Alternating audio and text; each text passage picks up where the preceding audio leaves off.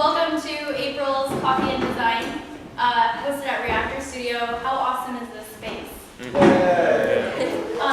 We're pretty excited to be here. I've gotten to develop a really cool relationship with Reactor over the last few months. They're really awesome people who put out really good work. So we're excited to be here. They're excited to host us here.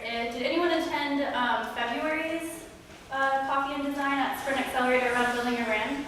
So then you might remember a familiar face, Clifton, back there in the orange. He's matching his face. So he's owner of Reactor, and so they helped us out. We'll provide the coffee and the breakfast, and of course the space. So big round of applause.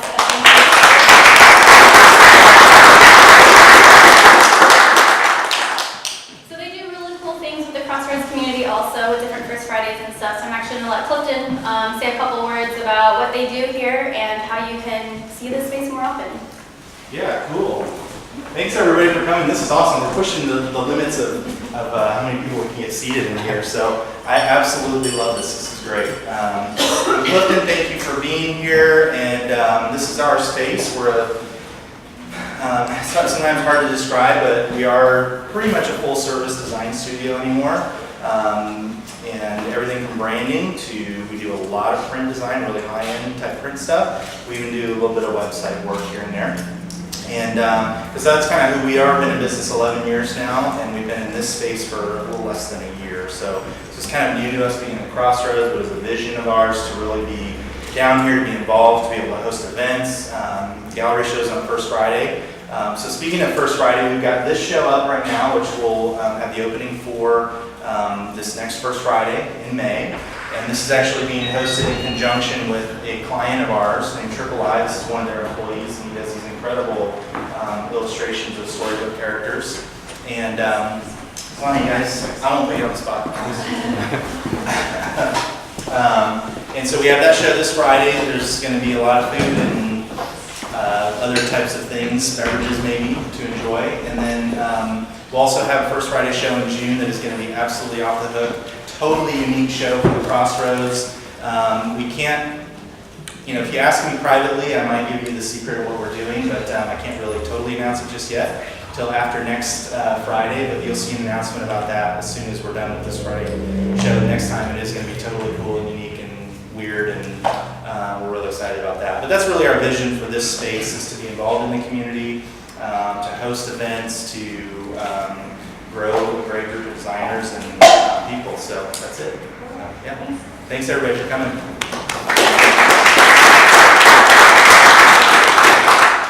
We want to do a big thank you to both Kreml Lab and Sprint Accelerator as well. They're a couple of our annual sponsors that help make this happen every month also. So we're thankful for them too.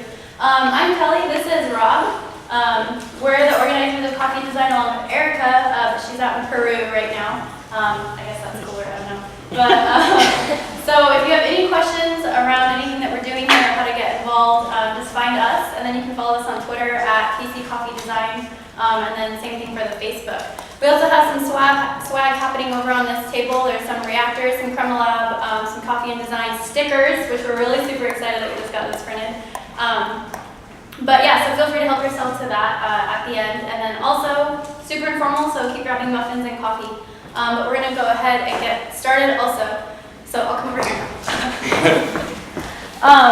So this time we're talking, it's called How I Got Here, and we're doing a panel discussion of four different local designers who are in 4 really different verticals of a design career. And so kind of the goal behind that is to show different pathways that you can have as a designer, or really a creative, because these different verticals translate to all sorts of creative businesses, right?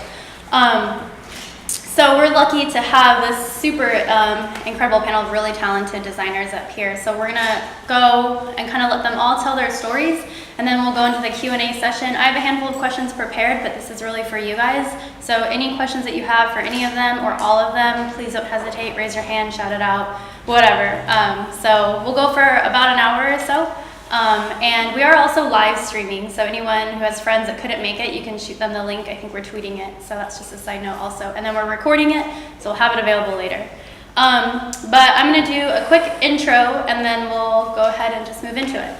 So this is George Brooks. He's the founder of Cremalab. So he's a designer turned business owner who still tries to design a little bit. Julie Sebi. She is a designer here at Reactor, and your team is how large? 4 of us full-time. 4 of you full-time, so a super small one. And then we have Jason Bays, who Kid Rocket Studios now. So you'll hear kind of his whole story. So he does really awesome work that I'm sure that you guys have seen. And then Adam Elwell is a designer over at Barkley, which is just over a couple blocks. And you guys are, do you know how large you guys are? It's probably around 300. 300. Yep. So that's kind of what I mean about very different kind of environments to have. So does anyone want to kick it off? I will. Okay. So we'll just go down this way and then go back that way. Sure. So we'll just go through their Okay. stories, and they'll go one by one, and then we'll get into Q&A. I'm Adam. I work at Barkley, like she just said. So my start, I guess, like most of us, we were probably into art, in high school. I went to school in Springfield, Missouri. I got my design degree there. That was in like 2000. It was a Bachelor of Fine Arts degree.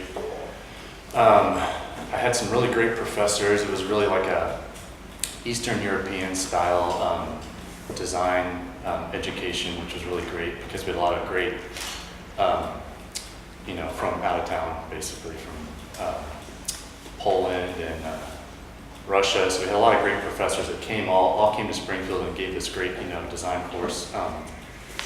So I graduated there. I went down to, I looked for a job for forever. It was like 9 months. It was such a weird time to find a job. I don't know what was going on. But I got a job at a place called The Team. It was very small, very intimate type setting, I guess. There's probably like 12 to 15 of us there. Sorry, I'm trying to remember all the stuff that happened. That was like 12 years ago. So,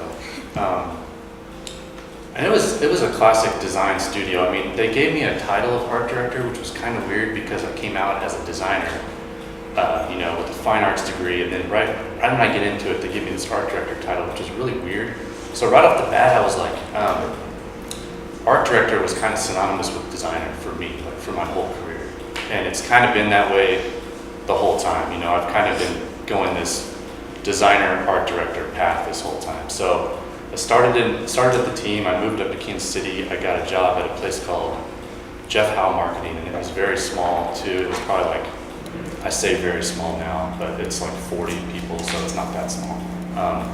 And they were based out of London, so we were kind of a satellite, agency for them. We did a lot of Hill's Pet Nutrition, Science Diet, Prescription Diet, Pfizer, a lot of animal health.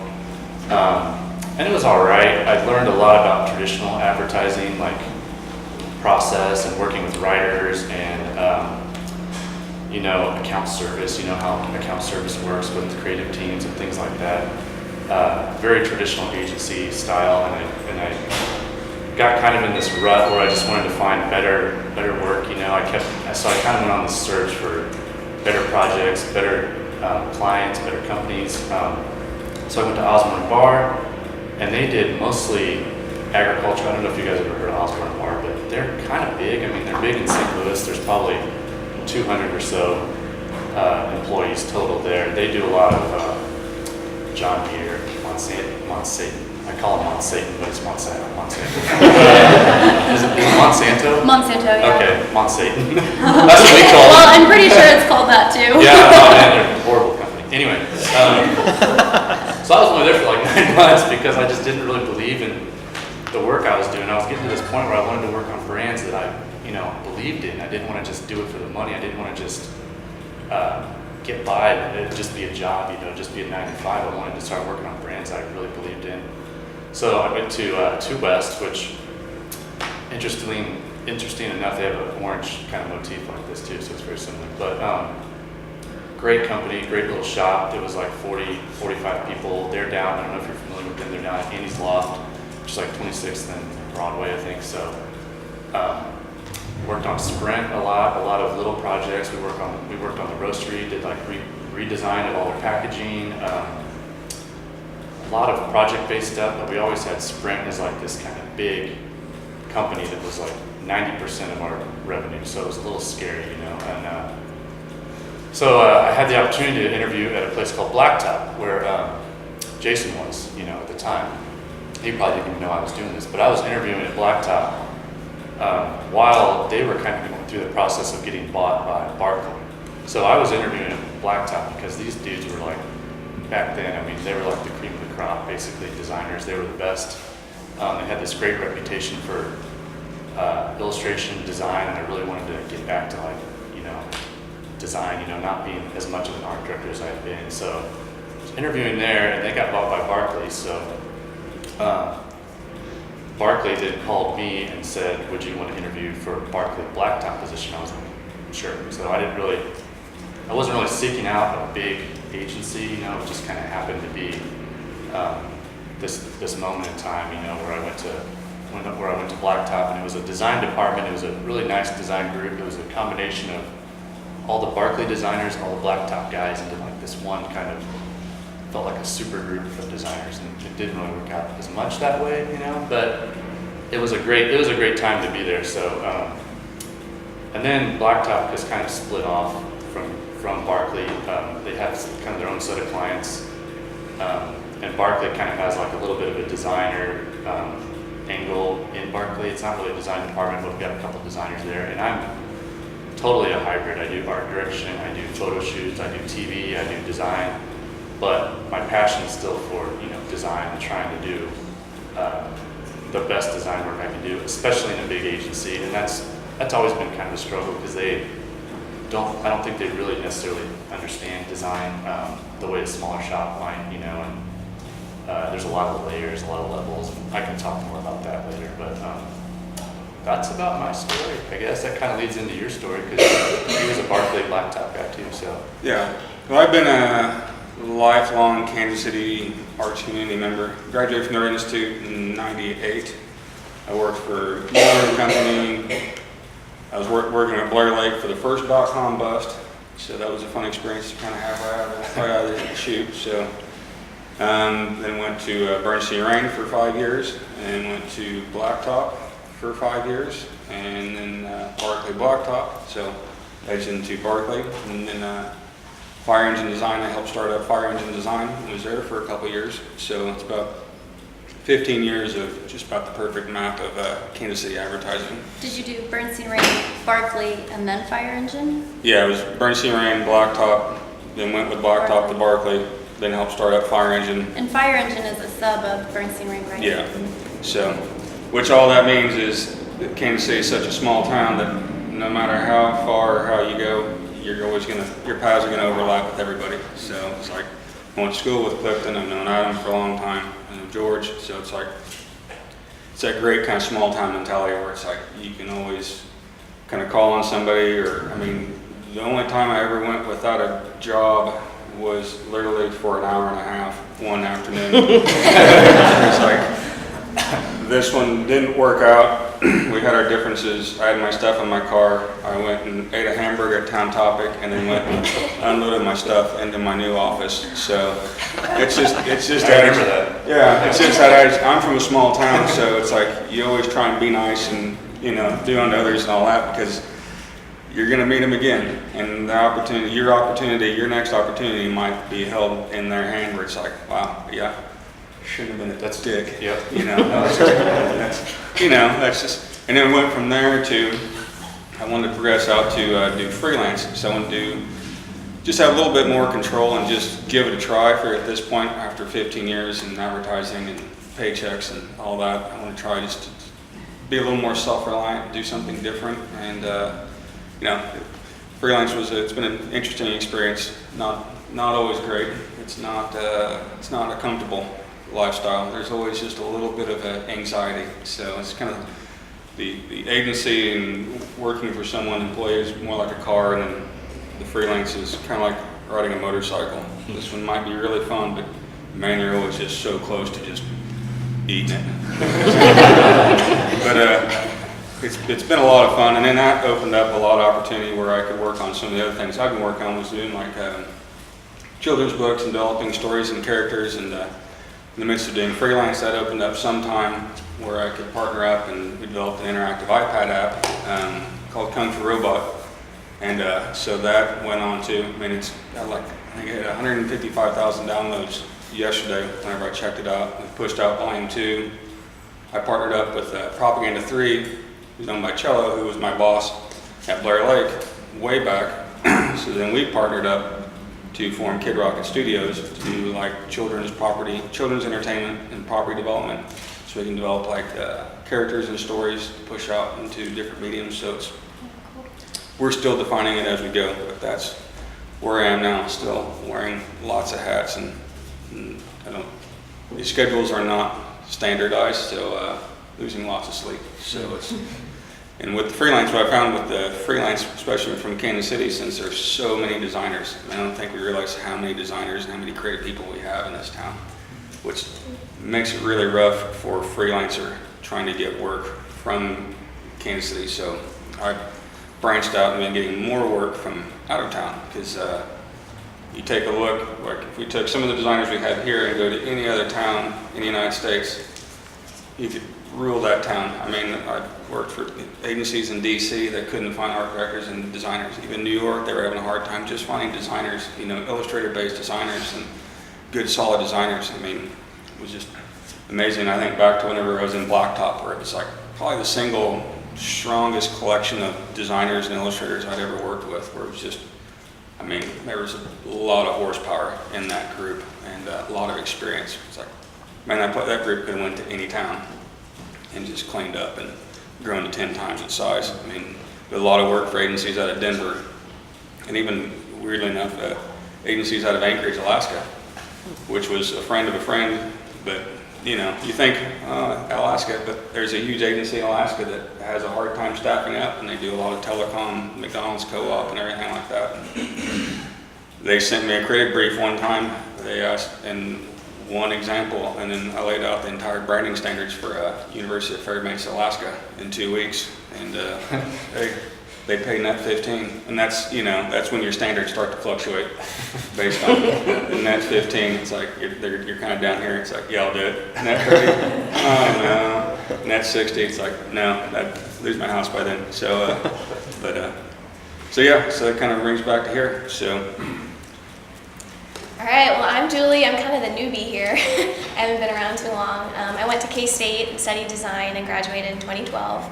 While I was in school, I was really involved with AIGA, and that's what kind of helped me get around to a lot of different places. I went on every possible studio tour that I could, and that's where I really got a feel for the different places around town and, you know, what I liked in a big company versus a small company. So that was a really great resource for me being in school and everything.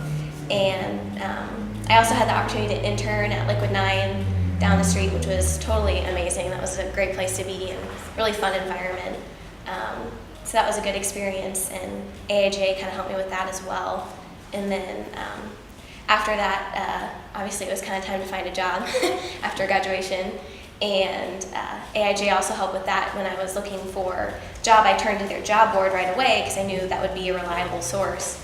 When I was scrolling through things, I'm looking for junior designer, you know, junior anything, just because a lot of those job boards, it seems it's senior this, senior that, you know, 10 years of experience, and that's super intimidating because, you know, coming right out of school, you don't know, and sometimes you just gotta apply for whatever you can.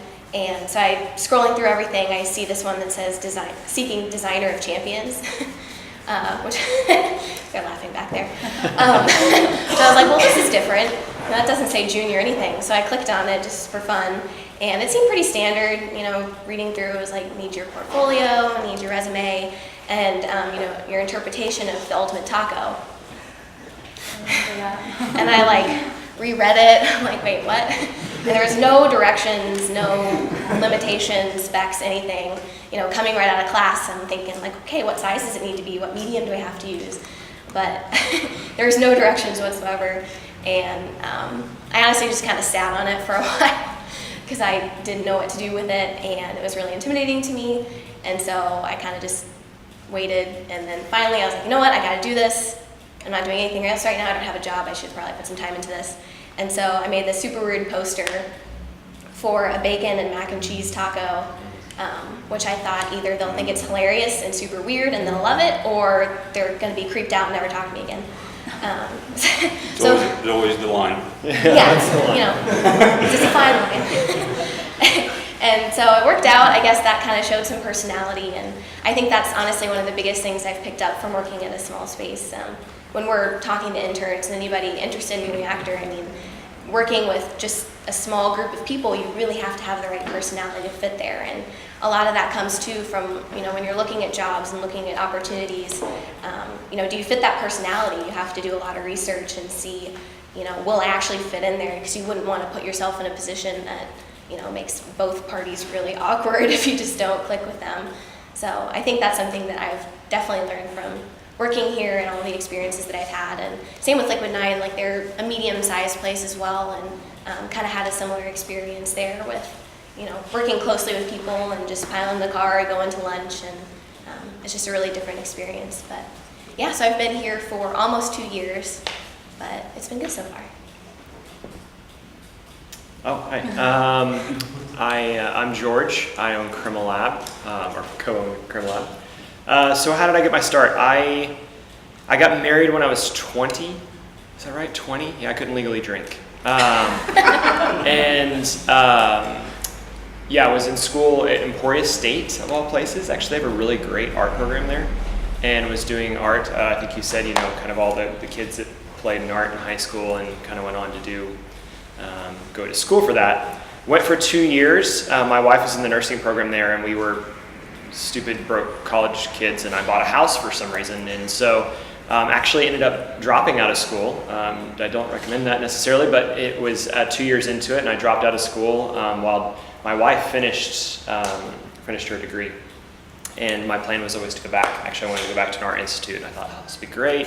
I'll finish this house, I'll learn a bunch of things. That was horrible. I don't recommend it.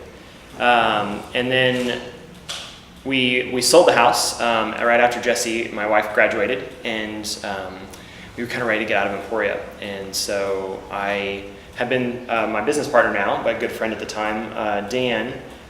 We had been visiting up here and kind of had been introduced, actually through our church, or his church, had been introduced to a small studio here in town, and at the time it was called Graphic Source, and it ended up becoming Infusion Creative. And it was just in passing that I said, hi, nice to meet you. I don't have a degree, but I have a portfolio, and I'd love for you to take a look at it. And so I took my portfolio, handed it off to him, and he was like, yeah, let's do this. Small shop, I think we were 3. It was me plus another designer and the owner. And came on board, and I still remember, the first nearly 3 months, just all I did was design like icons, just icon work all the time, lots and lots of icons, and then really took off being able to grow with them as they figured out how to do design for mostly mission-driven organizations, which was really something I had a passion for and I was really excited about. Always, when Matt, who owned Infusion, hired me, he said, well, what do you want to do in 5 years? Because I want to help you get there.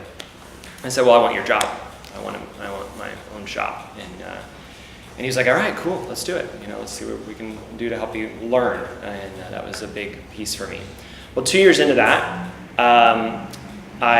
we got pregnant with our first child. And long story, very, very short, she was very sick. So she ended up being in the hospital for the first 7 months of her life and came home with a trach and a ventilator and all these crazy things. But I was living at KU Med, which, by the way, has great Wi-Fi if you ever want to start a business. It's fantastic. But I was living at KU Med. I was salaried at this little shop, and I went to him and I said, this isn't fair to you. I'm never here. I don't have a laptop. That really is just kind of when laptops were starting to pop up. I don't have a laptop, and you're still paying me. Let me buy a laptop, I'll quit and become a contractor for you, and you can send me work. Maybe I could find some other work on the side, but you can send me stuff. And he said, yeah, that sounds great. I know you need to be there. And so I set up shop in my little hospital room there at KU Med, and I shot him an email. And this was 2007, 8, something like that. And of course, really bad economy. And he was like, sorry, man, I really have no work to send you. It's like, sweet, kids in the hospital, I just quit my job and don't have any work, And so you do what you got to do. the one thing he did do, which was awesome, was introduce me to an entrepreneur. And the entrepreneur was working on this idea. And that was kind of my first introduction to entrepreneurship and what that kind of looks like, not thinking, well, I'm an entrepreneur now, I'm now jumping into this space. But so this guy had an idea for an aftermarkets auto part, social media meets a bunch of different things, and said, I need a designer and I need somebody to kind of manage getting it made. And I said, that sounds like fun. And so for about a year, I worked on this project. And he just continued to allow me to iterate with it, and I learned a lot. So basically it gave me that margin to jump in and just say, you know what, I don't have a formal education, and I've only worked at a small shop for a couple years, and I'm just going to learn as much as I can. I love digital. I did print in college, obviously, and I did print with this other shop, but then digital just became my life. So I ended up jumping in and really learning about user interface and this brand new term called UX that no one was using at the time, and trying to figure out what that looked like and how to design out websites and web apps. And so as I did that, I got to know some of the other entrepreneurs in Kansas City, and there was just this little pocket of people that were starting to do things. Some of them were creatives, some of them were developers, and most of the people that were building things were developers, and a lot of the creatives were in agencies. So they were kind of taken away and weren't available to go work on designing these things that these developers could build. So I became the designer in that community, or one of them, and started helping these guys build a few things. And from that, got a few contracts, working with some agencies and working with some other clients. So as that happened, I, maybe a year or something into it, actually met Rob over here, who helps run Coffee and Design. He's awesome. And at the time I was like, hey, you know. I'm live tweeting this. Yeah. And actually, yeah, he had worked for the same little shop that I had, and I said, you know, he was moving away from there, and I said, well, let's talk. And that was I'm going to hire somebody. This is crazy. I'm insane. And then it became real. It became like, no longer is this just me. It's more like I've got to run a business, and there's real numbers, and there's real salaries, and I'd love to do benefits, but I don't know what that means, and all these different things. And so at about that same time, Dan, my business partner now, was at Blue Cross and was looking to take a promotion, but he wasn't sure that was the right fit. And I said, you're working on your MBA right now, which means you know how to run a business, right? And that may or may not be true, I don't know. Yeah. So needless to say, I said, I'm a creative. I have no idea how to run a business. I can solve problems, but not fast enough to keep up with making money, you know. And so he joined on, and we joined together to actually say, let's do something with this. So since then, that's been 4 years ago. And we've grown a small team. There's 8 of us now at Chromolab. And we've shifted. I think that's what creatives like change, I think, to some extent. I think that's why, you know, I don't know many creatives that stay at a shop longer than 5 years. That's kind of a long time. 2 years is usually what I hear about a lot. But the reality is we like that change, and we like to kind of pivot and learn. And so as we've been going for the last 4 years, we've kind of changed where we focus. So we don't do as marketing or advertising at all. We really now become a product development firm. So we help that first spot that I got into, which was kind of helping entrepreneurs launch things. We've kind of become a launch company, which is a lot of fun. You get to think about business, and you get to think about design, and you get to think about users and people, and kind of how those things are all going to come together to launch something that may or may not work, and which hopefully you try to make it so it will work. That's the goal. But you know, it's an experiment all the time, and we have fun. Phenomenally creative crew, and then I've spent the last few years really bringing on other designers. So Kelly's on my team, and Rob's on my team, and I haven't gotten to design as much, but I get to see more. My role has shifted into kind of how do I see kind of maybe the product direction of the things that we build, which I really love because they execute probably better than I ever did. And so it's really neat to be in a position where you can work with really young, talented people and be a part of that creative process, but just in a different way. So here we are now. Here we are. Cool. So this is more of the open forum kind of part, so I'll just kick it off. Does anyone have any questions right off the bat? No? Okay, I can go right into it. So this is for all of you, and Jason, if you want to think about it and kind of when you were working with the big agencies, how much or little did you do freelance or just work on the side, passion projects, things like that, and then why? Well, for me, it was, I did some freelance every now and then. When I was working at big agencies, freelance was just, it would turn into like a big struggle, especially if I was doing freelance directly for a client, and which was about the only opportunity when you work for an agency. Most of what freelance I do now, I do freelance for an agency. That way I don't have to deal with a lot of the correspondences with the client, that stuff that can eat up a lot of my time when I could be doing creative. So it got to where it was just while you're working here in evenings dealing with someone who usually just wanted a designer to work on something, that became a very tasking project of them trying to figure out what they wanted, and just it ended up just kind of eliminating itself out as a good thing.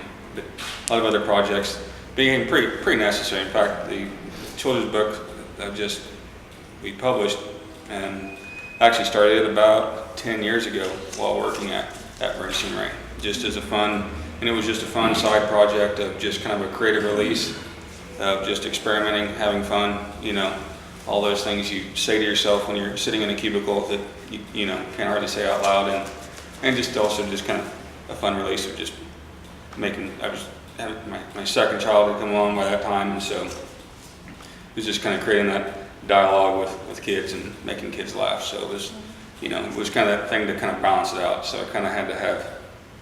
It was always good to have something a little bit outside the agency world, because or any world, you need to have something of your own outside of any of these other worlds. Unless you own the company, it's good to have something outside, because you just never know when you need to move on. As a side note, if you haven't gotten the Kung Fu Robot, our kids are addicted to it. They love it. So it's awesome. It's really, really well done.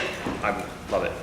Well done. It was a lot of fun. I mean, it was a lot of fun. Now it's like the first time I met with a group of people, I'll just kind of digress a little bit, was going to a meeting and actually saying to a room full of adults and talking about Kung Fu Robot and his 9-year-old friend and ninjas and their nemesis, the angry chicken and a spaceship kind of thing, and peanut butter and jelly sandwiches, and it's like you just kind of sit there and you just kind of suck back what that big agency where when you're in a group of people saying responsible things and grown-up things, and it's just like just a fun release. Downloadable on your iDevices today. Yeah. So. I would say for me, freelance was like, when I was younger, it was more about building up my book and money, I guess, I wasn't making as much money when I was younger, so I was doing freelance kind of as a supplement. My wife's a photographer, so obviously she broke, she doesn't. Yeah. She's making good money now, teacher salaries, I guess. But so back then it was like freelance was just like build my book, do more interesting things. Now I really like pick and choose what I want to work on.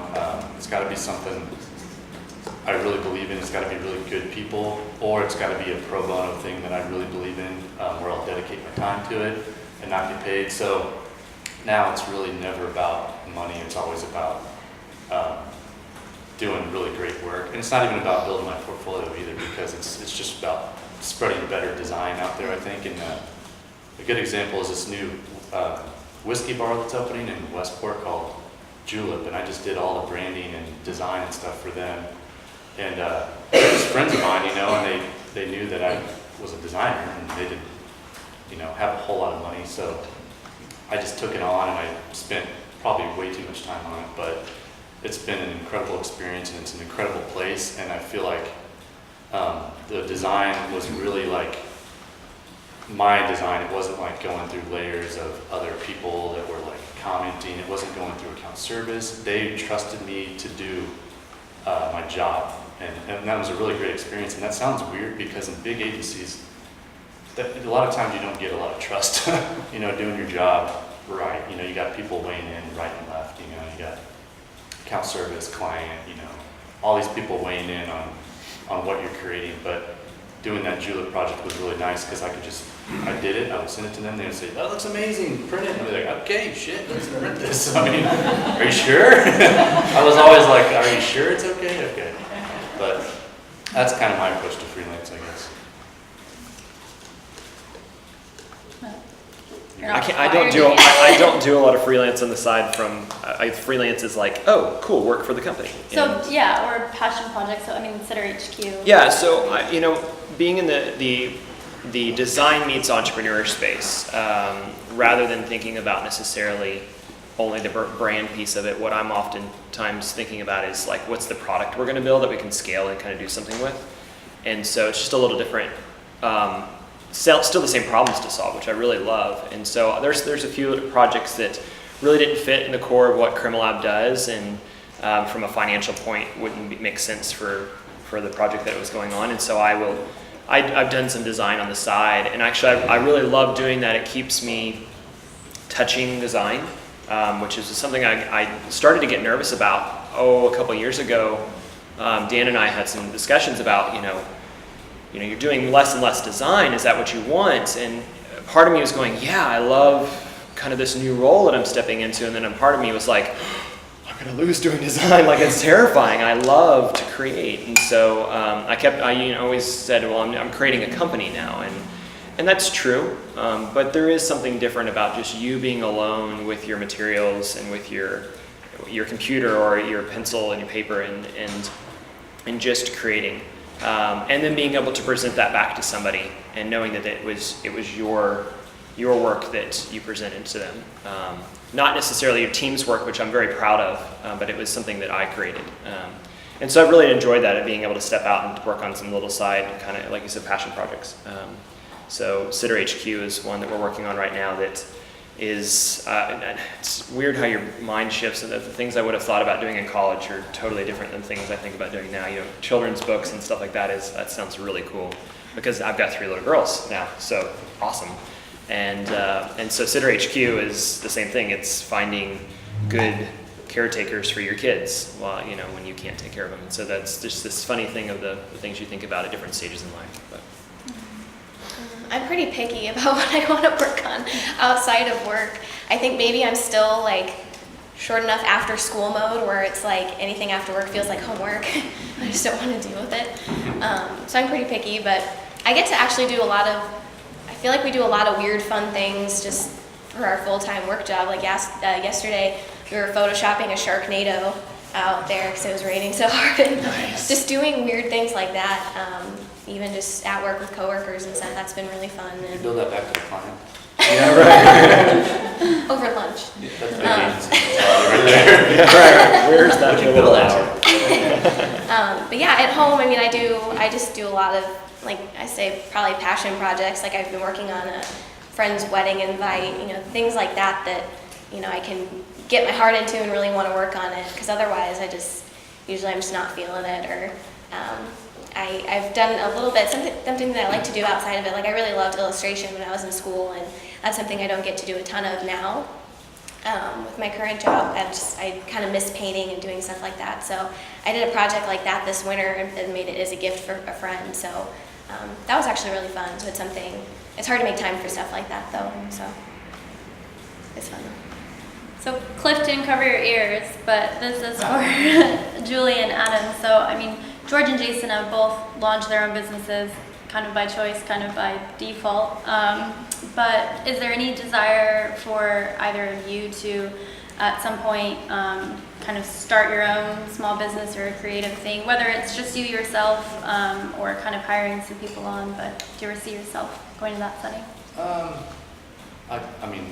I do. Yeah, I guess so. It's kind of like Jason was saying, it's like, it's definitely more risky, and I'm probably not as much of a risk taker as maybe other people are. And I have 2 kids, and my wife doesn't necessarily have a full-time job. So if I went out and tried to just do my own thing, and we would both be like kind of trying to do our own thing, and that's like probably not that smart, of a decision. So kind of by choice, I have stayed in agencies in, feel like more stable environments, for my family, for my kids. And I feel like I get enough freelance and extra work out there where I'm creatively fulfilled, you know. But I think eventually, you know, it's like the older I get, the more I would rather just do my own thing. And it would definitely be like a partnering up with somebody that maybe has a better network than me, or is maybe doing some stuff that I think is pretty awesome, and I want to like get involved with that, see if they need help, you know. It wouldn't be just me like dropping out and doing ADML creative, you know. I can't see myself doing that, or working out in my basement, you know. I'd want to be going somewhere where somebody has a space, or, you know, helping out, you know, entrepreneur style. So that's kind of my theory on it, I guess. I think it's pretty natural as a designer. You kind of have that urge to do things your way, and you have your own vision of the way you see things and the way you talk with people. So I think it makes a lot of sense for so many designers to want to start their own thing. Clifton and I always joke that I'm going to take Reactor and make Reactor West out in California, but make it turquoise, not no orange. That's what he says every time.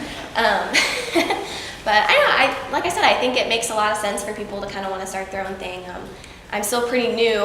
I'm barely in 2 years into a job, and I'm pretty happy here now. I'm learning so much that there's no way I could have pieced out of school and gone right into freelance or starting my own thing. That just would have been crazy. So I'm happy for now, getting some work under my belt, and I don't know, maybe a long way down the road, but I think things are good for now. And I think part of that, working at a small company too, you almost feel like it's part of your own thing. I mean, I feel a huge part of this place, and a lot of the work is shared, very collaborative, and I mean, I don't really, I feel like my voice is getting heard and that my work is getting out there. I don't feel overshadowed or anything, so I think it's kind of a comfortable fit for that. At the beginning of your careers, did you imagine being here at this point? Did you kind of think, well, this is sort of the direction I was kind of planning on going? Or is it totally different? For me, it was completely different. When I was at the Art Institute, I was very hands-on. I wanted to do more industrial design and product design and things like that, and that was just not a viable market for Kansas City at the time, and at that point. So, going into graphic design and sitting behind a computer, it's so ironic, because the whole time I was at school, it was like the instructors had such a hard time getting me to sit down in front of a computer, and it was like I was that kind of that antsy guy who was like, I can't sit here and do this and sit behind a screen and do that. Like, who would want to sit behind a computer all the time? And I cut to me 20 hours a day sitting behind a computer. It's like, this is exactly what I wanted, right?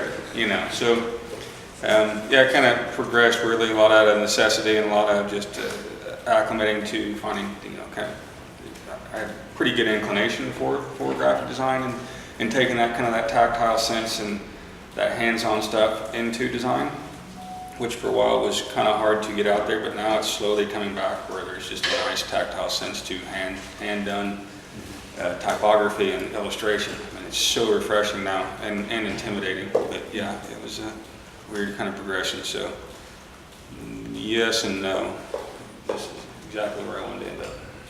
I don't know. I mean, when I started, I definitely thought I'd be in like a design boutique or something, like a design agency or design firm somewhere, maybe not Kansas City. But as my career progressed and I became kind of this art director, hybrid designer guy, it was definitely like doing TV and doing photo shoots and all this stuff that I had never really thought about in college. And it's been fun. It's been a great experience to learn all that stuff. I think it's made me a more rounded creative for sure, but I've always had that urge to go back to design, so which is why I've enjoyed going to Barclay and Blacktop, because I get that. I have a designer title. I'm not an ACD or an art director, an old title that I used to have.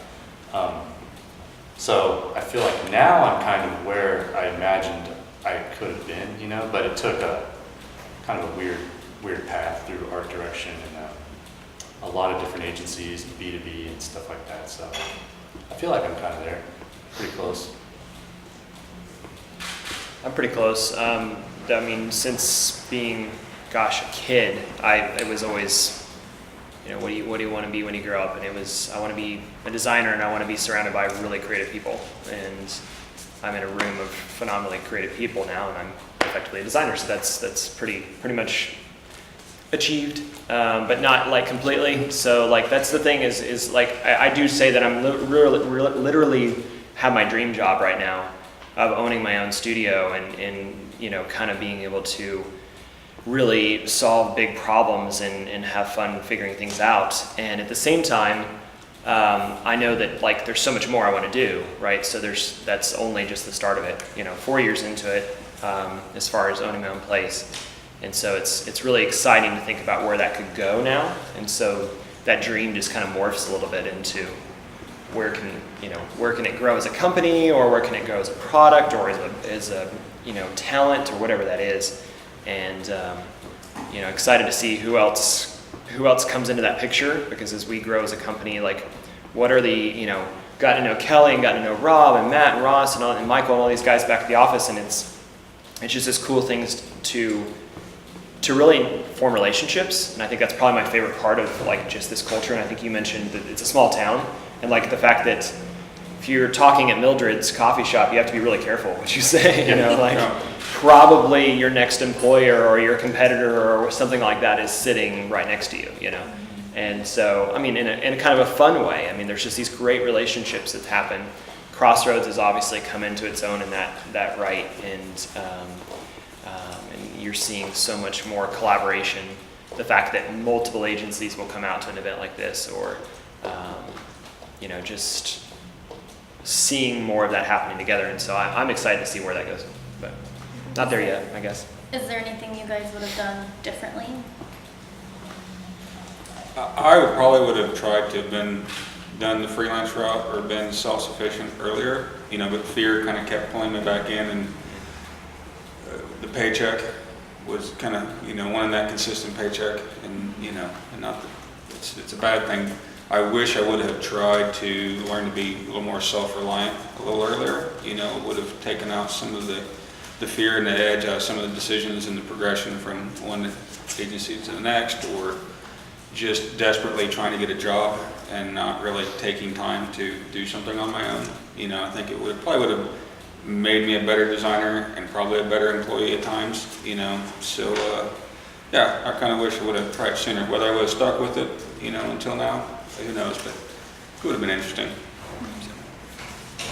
I don't think I mean, I wish I would have been more into design earlier in my career, because that was my passion in my schooling, but I think the things I learned along the way probably helped me career-wise better, you know, made me more well-rounded, like I said. So in retrospect, you know, I think some of the jobs I had and some of the brands I worked on, I really did not enjoy that much, but I learned things at each step, you know, along the way.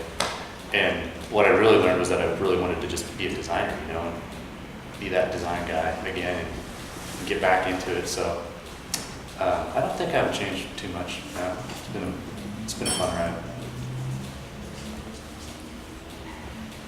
Yeah, I don't know that I would necessarily change a whole lot. You know, so like you said, it kind of forced into it. But I always say I don't wish that on anybody else the way that I got into this through my daughter being very sick. Which, by the way, she's 7 years old and absolutely gorgeous. And if you didn't see the scars, you would know the difference. She's great. But I wouldn't wish that on anybody else. But that experience taught me so much, you know, and just kind of what it. You know, it forced me to go through the fear. I mean, I think you guys talk about like, that's kind of a scary thing. And it was like, what choice do I have? You know, just do it, you know, and that was kind of forced into it, which I'm actually really thankful for. But so far, I mean, yeah, I've made a ton of mistakes, but that's just, I think, part of learning. So. You know, I was going to say just one thing about talking about that fear of like jumping into freelance. I actually have gone through a layoff where I thought I was getting laid off, and I had that fear, you know, that, okay, I'm gonna just do it myself, you know, do my own thing. And I was so freaked out, but this little tiny bit of me was like, I was like excited to get laid off, you know, screw them. I mean, Gives me the reason. They're like, hey, you get to keep your job. I was like, oh my God, thank you. I was freaking out. That's confronting that fear. It can help you because, you know, before it was when we went through the first .com bust and they were laying off people right and left, and I was terrified. I mean, you know, it was just like we were all taking turns throwing up in the trash can. Oh my God, who's next? What's going on? And And then now it's like, now I was doing some contract work over the summer and working part-time in a couple places, and they had a big falling out here, and so the person, you know, it just didn't work out. It's like, lunch early today, you know, grabbed my backpack and cruised out the door and, you know, goofed off the rest of the day and, you know, picked up where I left off. So it was nice to kind of keep that fear in check and realize that it's not really justified most of the time. It's just, you kind of impose it on yourself. And once you can kind of see if you can exist on your own, trust your own ideas and your own instincts as a designer, then it'll make you just take that fear out of the whole equation. And in the end, like I said, it would make you a better designer for yourself or for an employer, or, you know, just for yourself. So. Yeah, can you speak to anybody, I mean, your ideas on, or your thoughts on, like, being a freelancer in 2014, I mean, design has changed like a lot over the last 10 years, and it's now not just print or, you know, TV or something like it was 20 years ago, but it's now compartmentalized, you know, down into all of these different parts. What are your thoughts on being a freelancer and, you know, sticking to like one subject, or like diversifying and becoming good at maybe 3 or 4 things?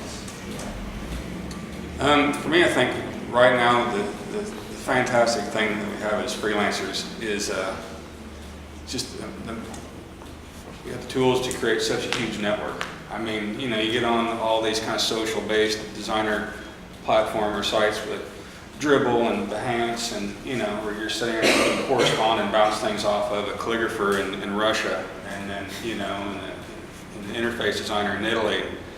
It's pretty cool. It kind of takes the vacuum out of it. But then it also opens up your potential network where you could, as a designer, could specialize more and find, you know, hone down what you think your niche could be and where your strengths are. And then you don't have to market it to just a few square miles, but then you've got entire globe to approach, and you can create contacts. And, you know, it's just a lot of fun to sit there and know that all you gotta do is click on a couple of links and you can send an email to a wonderful illustrator in Ireland that does amazing stuff. And it's like, it's amazing. So it is just a global market that's just right there. And we have so many tools that we can use. So such a small world overall. So that's kind of what I found is it's less about you as a freelancer trying to mold into and figure out how you can make yourself marketable in a local market. But then now you can kind of hone yourself down and make people come to you from a larger market. So they might come to you for what you want. I mean, like John Contino, who does all the handwritten type. I mean, 15 years ago, he might have been able to make a go at it, but now that, you know, everybody has so much access and you can literally look over his shoulder while he's working on things, you know, it's a great time for things like that. So it's weird how that sort of kind of huge kind of infrastructure has actually made it more personable, and if you can use it in the right ways. So that's kind of the way I see it. On the flip side, I would say when you're from someone who looks out and looks for freelancers, sometimes it is that issue is almost more difficult on the other side, right? Because now there's so much out there. Mm-hmm. I think that there's 2 things that cause the problem there. One is it's really easy to fake it now. I think it's easier to fake it now than it ever has been. Like, because you can find assets and you can kind of tweak them and you can make them appear as if your original work, right? And so it's kind of weeding through, like, you know, who bought the template and put their name on it, or, you know, who did this and who actually can create original, good quality design.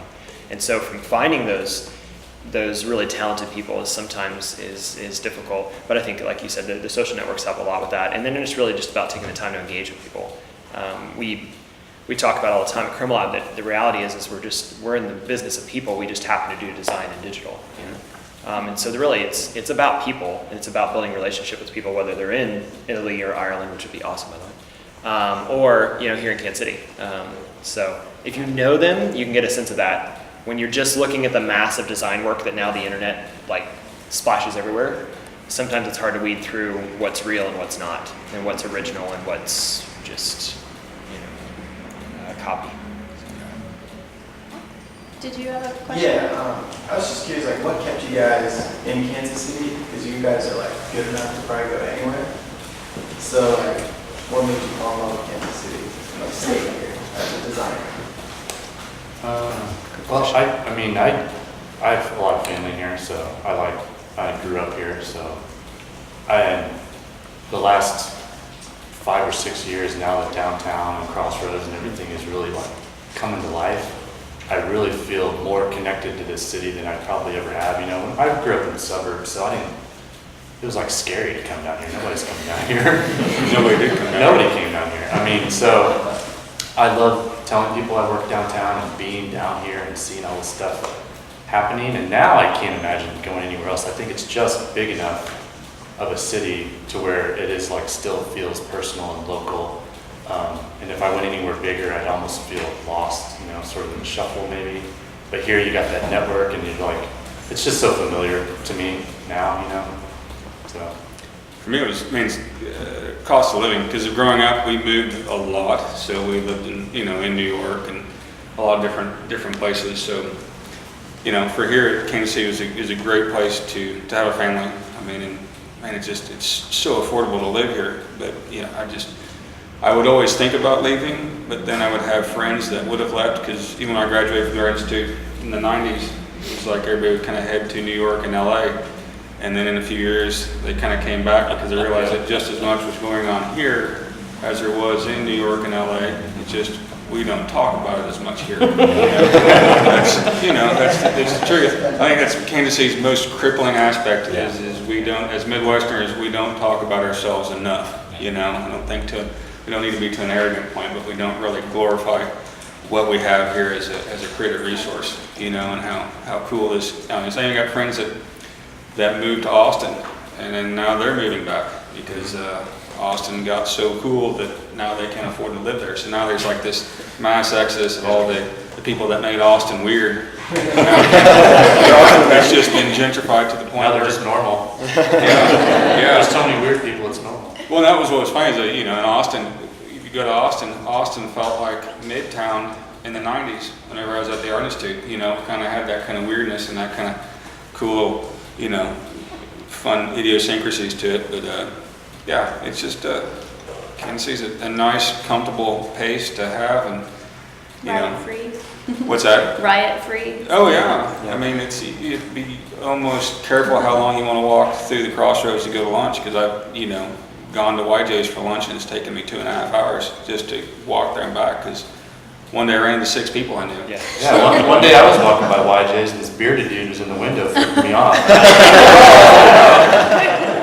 No, she wasn't. It was. I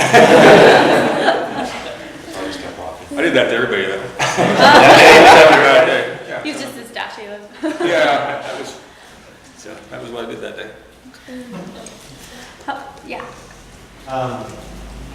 All of you talked about the 2 to 5 year kind of windows that you went through. Those of you that are now running your own places, how do you view that? That's got to change. It's not going to be a 5-year window for your shop. It's going to be 10, 15, 20. And how do you view the people coming in and out of your shop? Do you see them doing the same thing, or do you look for people that might want more longevity? We just threaten them, and if they ever leave, no. No, I mean, for me, the 2 to 5 year window, I haven't experienced it as probably as much as being in the industry for 15 plus years. That's awesome, and I think the experience you get at being in different places is phenomenal, really. That being said, I think that there is something to say for one of the things that we talk a lot about at Crimilab is investing so much into our culture and so much into the flourishing of the people that work with us. And flourishing is a word we really like to use, because it's not just about your career, hopefully, but it's about your life in general. And finding that balance and not wanting to be, you know, a sweatshop and those types of things. And I think that can happen depending on where you're at and which projects and which clients you're working on.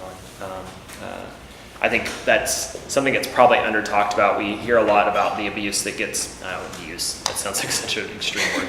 The intensity that happens in some other industries, but I think design, it's pretty intense. You'll work long hours trying to achieve the outcomes that are desired or expected out of you. And so one of the things that we try to do is try to strike that balance of providing an environment where people would want to stay with us for a long time, and hopefully providing a place that they can see themselves growing and increasing. Is that a reality? I don't know. We're at 4 years. Rob's been with me for 4 years. So that's, just the fact that he's been with me for 4 years, and Kelly's been with us for a long time now. And so I think we want to provide a place. I'd love to say, if we're still in business in the next 10 years, that I still have the same crew. Will that happen? I don't know. But we'd love to provide an environment where that's a reality again. I think that's not just in design, though. I think that's in all places. The idea of my father-in-law or even my dad working for the place he's been at for the last 30 years, that's, you just don't hear about that anymore. I would love to create a company where somebody desires to be there for 30 years. That would be, what the ultimate compliment would be, that somebody trusted and wanted that relationship to stay with you that long. One thing that hasn't been talked about, none of you experience in-house work. You can take almost any of those numbers you talked about longevity, about moving around, you can know where triple because in-house people stay there Right. a long time. Right. So that's kind of a goal, but it's also something we're still figuring it out. I actually think nowadays companies like Cremolab and design companies are letting their employees kind of guide their own path a little bit more now, so they will want to stay a little bit longer. So, I kind of grew up in these marketing agencies where you're an art director. You do this thing, and it's like that's your path, and like you get tired of it, well, you go somewhere else, So, and to Barclay's credit, they are doing that to, my title's design, but I can sort of kind of wade through there and guide my path, and it will get me to stay there longer because I can kind of find projects to work on or find other disciplines to learn, So, and I think that's kind of new with newer companies, is that they're doing that. They're letting employees sort of guide their own way. So. I think Julie kind of touched on that a little bit earlier when she said that she really enjoys the work that she does here at Reactor, and all of that is fun, and it's not just the culture, but that the work that she gets to do makes her want to stay too. And Adam, you touched on it a little bit earlier when you were unhappy with some of the places you were at, that you didn't have any passion or belief in the brands and the projects that you were working on. So I think that's a really good balance, is that the work that you get to do keeps you fulfilled. Kind of thing, and that makes you want to stay longer. So it's a culture. And if you don't find that work in there, create it. Create work for yourself. And I've done that a lot. Just at Barclay, is I see an opportunity where some project is kind of small and may not be that big of a deal. Make it a big design project and make people, get people excited about it. So you've kind of created this whole project for yourself. Well, you're creating more work for yourself. It kind of sucks, but.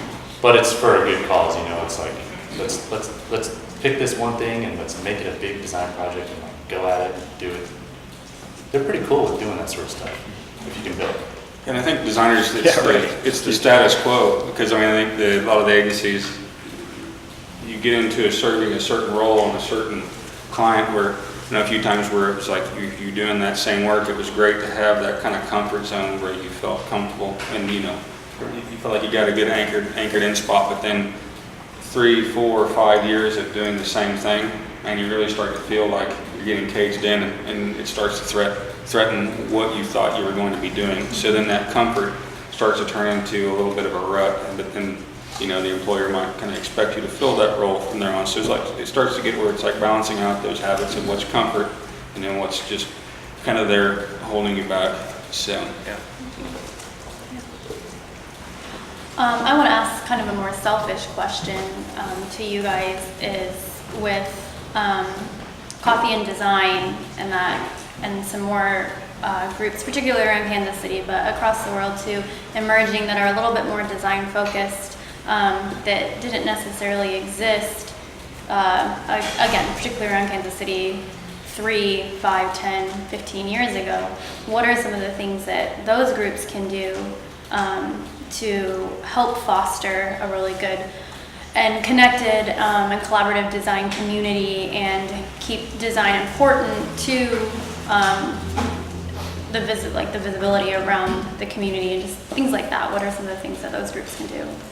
I think there needs to be just more opportunity, more situations where we can talk openly about what's going on in Kansas City, what projects are going on, and, you know, allow it to showcase the talent. I don't think it's award shows, because I'm so not an award show guy.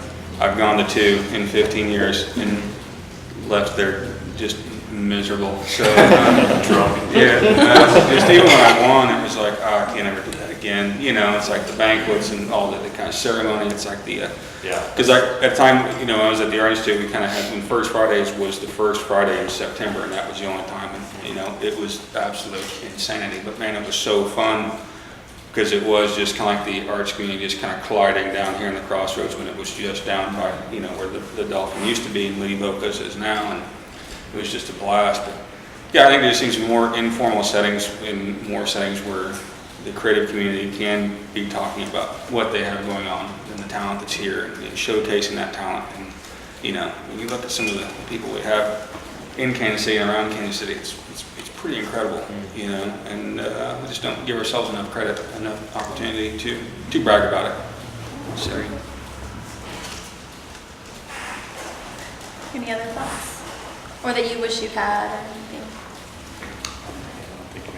I think this is a really great opportunity. I guess coming from K-State, I mean, 2 hours away, we didn't get to go to stuff like this in class, but I think stuff like this, and there should be a lot of opportunities for students, because they're, you know, the next generation that are going to be here in Kansas City, and you know, making this. We have some here today, actually. Yeah, that's We're awesome. inspired by the nature of what you guys are doing and talking about your journey, so thank you for sharing. Yeah, absolutely. Yeah, I think that's huge. I mean, it's trying to go to as many things like that as you can, and just get all the experiences and stuff that you can soak up while you're a student. Because once you're in the real world, it's kind of like you get used to your one experience, and you know, you still have a big network, but you kind of get used to what you're doing and your job, and you're there. But as a student, you get the opportunity to see so many different places and different things. So I think things like this are great for that, and especially tailoring certain things towards students like this. Kind of as just the wrapping up question, because we're getting close to time, what is some advice that you would give to students, to designers who are just kind of wondering, or really any creatives, not just designers, what's the next step of my career? Like, I'm kind of at a transitioning point, or things like that, or just stay, I don't know, any kind of circumstance, but what's some advice that you would give for continuing a creative career? Well, I mean, the one thing I've sort of learned is try to find companies or brands that you can believe in and get behind and work on that. Don't change jobs to get a new title or a senior title, or, I mean, that happens like all the time. It feels like, don't do it just to get a raise or a title. I don't think that's going to be worth it in the long run. Do it if you feel like there's some value in that company, if you feel like you believe in what they believe in, or if you see the clients and the work that they're doing, you're like, oh man, that's some really stuff that I really care about, you know. And it's hard to find. I mean, I'm not gonna lie, it's hard to find clients that you're gonna really like care about. But there's a few projects and stuff in there that you're like, okay, I can get behind that. I believe in that. That's a good reason to. That's potential there, you know. So that's the one thing I would say. Don't get hung up on the titles and the money. Is what I would say. That's kind of what is figuring out a way to kind of confront that fear. And then there's always been this natural progression, because like my oldest daughter's 19.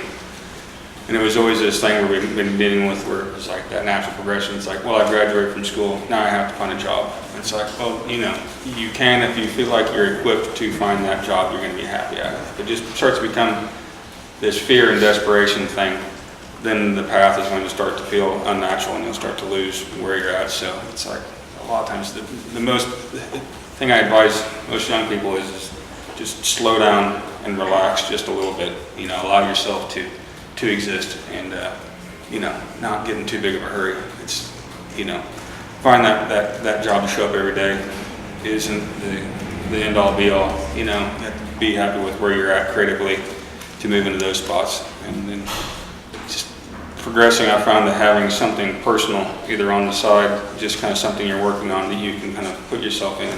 So now you have a great opportunity to market things, and I look at some of these great t-shirt brands and these kind of street fashion brands, and then I've got a friend who did laser cut bamboo wall clocks in her garage, and now she's got a pretty progressive company. She's down in the arts incubator building now, and just a lot of that, just these beautiful bamboo clocks that she would just kind of do for the fun of it. And it's like there's an opportunity to do that now. You can kind of create a market for something that may not have existed just a few days ago. But having that kind of that personal investment there, so you can always have something that's self-reliant to validate yourself, rather than having a company validate you, or the structure of the company validating you. And so. My advice would be do your research. It's really easy to just Google a place that you're looking into, find their Facebook page, find their Twitter, learn about their personality, who they are, before you have an interview or anything with them. Just do a lot of research, find out what kind of language that they use on things. I remember when I was researching Reactor before interviewing, I noticed that under all their projects, they listed what paper they were using and what sort of interesting print techniques was used, and that seemed really unique to me. I didn't normally see that on different websites, and so that was a clue to be like, okay, so that's something that's really important to them. Like, they really care about that. So I tried to make sure that when going into that interview, I had some samples of stuff that I had done that was in person to show craft and paper. So I think that's just the biggest piece of advice that I would have for anyone, is just do a lot of research and find out what they like, what their personality is, and that's going to mean a lot to them. I mean, if you show up to a place like that thinking that they're a printing company, then you're not going to get that job, because they're going to tell that you just don't really know what's up, and you don't know how to use the internet, and you didn't do your research. So that would be my best advice. Yeah, and I think I would pretty much just kind of echo what the three of you said. I mean, the reality is I think it comes down to kind of finding ways to kind of push yourself wherever you're at. And then if you're looking for another place, make sure that it's not just to jump ship in order to get a title or a raise or something like that. And definitely, I mean, status quo, I don't know, that term drives me crazy, but just, pushing yourself creatively. I mean, I think that's why we're in this room, and that's why we do what we do, is trying to push ourselves to solve problems and think about things in maybe a different way, or we talk about this sense of getting maybe a little uncomfortable. I mean, my wife will tell you how much it's like, why are you rearranging again? It's like, I don't know, it just needs to be different, and so it definitely is that sense of like, look for ways to do that in kind of your daily routine. I heard somebody recently talked about, like, they really encourage little things, like take a different route when you're driving to work. I mean, like, just find ways to creatively push yourselves, and it doesn't have to be in an effort to think about your career growing to this status and this crazy high level of fame or something like that, but just push yourself to find ways to look at things differently. I think I love the fact that creatives in general perceive stuff differently. I mean, we constantly are analyzing everything. We're just trying to figure things out. Drives some people crazy, but I love sitting there and like looking at your faces and going like, who's actually interested in what I'm saying right now? Like that goes through our heads. We're not intentionally doing it, just as something that's firing in our brains, I don't care. That's a good point. But I mean, it's more of just like, I love learning, and I think more than anything, I just keep pushing yourself. No matter where you are, don't feel like you have to go someplace else to push yourself. You can probably do it where you're at. And more than likely, if you do that, hopefully the place that you're at will appreciate it. But. Well, thank you so much. Just to echo a little bit what Brian said, thank you for sharing your stories and words of wisdom, and I feel like I learned a lot. I'm sure that you guys did too. Really helpful for me. So just thank you once again for joining us.